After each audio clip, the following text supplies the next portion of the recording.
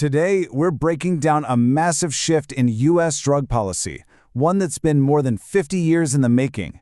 We're going to explain the historic reclassification of cannabis and what it means for business, for medicine, and, well, for the future. So let's just get right to it. The biggest change to United States cannabis policy in half a century just happened. And no, this isn't some small tweak or a minor adjustment. This is a monumental shift, and we're going to walk through exactly what it means for everyone involved. So first up, a truly historic shift. We're going to start with what kicked this whole thing off. A single executive order, signed on December 18, 2025, that changed everything. Now, the official reasoning behind it was focused squarely on patients. As President Donald Trump said from the Oval Office, this action has been requested by American patients suffering from extreme pain, including numerous veterans with service-related injuries. So, the stated goal here, the public-facing reason, is all about medical relief. But what does reclassification actually mean? This is where it gets really interesting. We're talking about a move that literally takes cannabis from being in the same legal category as heroin to the same category as Tylenol with codeine. You see, for the last 50 years, cannabis has been a Schedule I drug, and the definition here is absolutely critical. It means the substance is considered to have a high potential for abuse and, listen to this, no currently accepted medical use. That second part, that's the key that just turned. I mean, just look at this. On the left, you see where marijuana used to live, right alongside heroin and LSD. Now look to the right. Its new neighbors in Schedule III are things like ketamine and Tylenol with codeine, substances that are, widely recognized for their medical uses. The difference is just, it's stark. Okay, now it's super important to understand the limits of this change. The president was crystal clear, stating this: doesn't legalize marijuana in any way, shape, or form, and in no way sanctions its use as a recreational drug. The point is, this is a medical reclassification, not a federal green light for recreational use.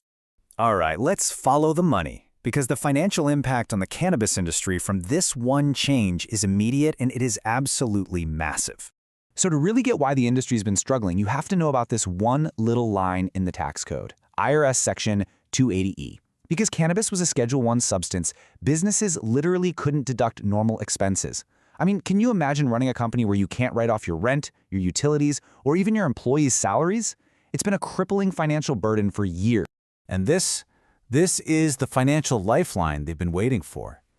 By reclassifying to Schedule III, Section 280E, just poof, no longer applies.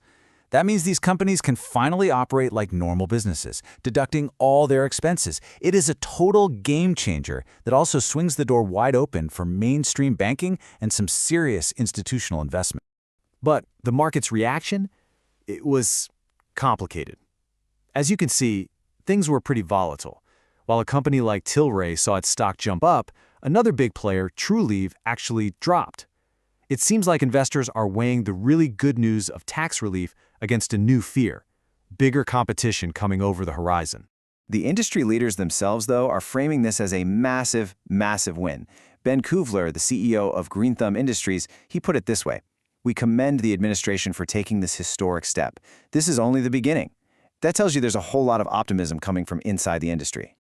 Okay, so beyond the business ledgers and stock prices, how does this actually affect people? Let's take a look at the patient and the pill, and how this could totally reshape the relationship between cannabis, Medicare, and Big Pharma.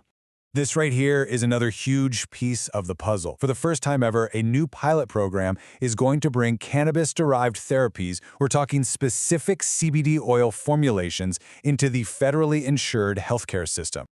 So here are the details. Starting in April, certain seniors covered by Medicare can get free doctor-recommended CBD products. But there are some pretty strict rules. The products have to be legally compliant, and they've got to go through rigorous third-party testing.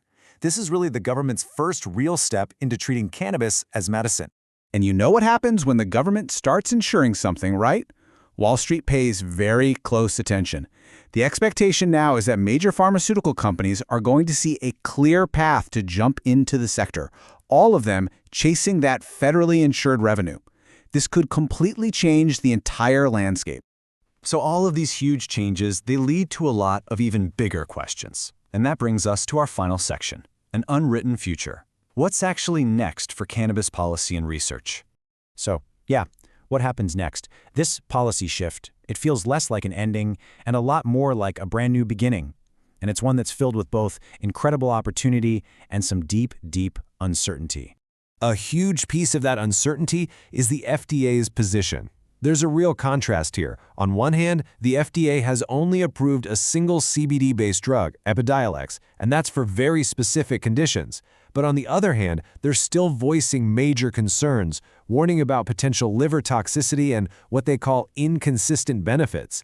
It's clear they are moving very, very cautiously. And this leaves us with some really critical questions for the future. Will this move finally unlock the door for comprehensive, large-scale medical research? How is the entry of these big pharma giants going to reshape the market? And maybe most importantly, can the existing cannabis companies, the ones who built this industry from the ground up, can they actually compete? Look, at the end of the day, this policy opens the door for both research and revenue. It's a truly historic moment. But the biggest question of all is still unanswered. When the dust settles, who are the biggest winners going to be? The current industry? The new pharmaceutical players? Or the patients this was all meant to help in the first place? That's the story we all need to watch.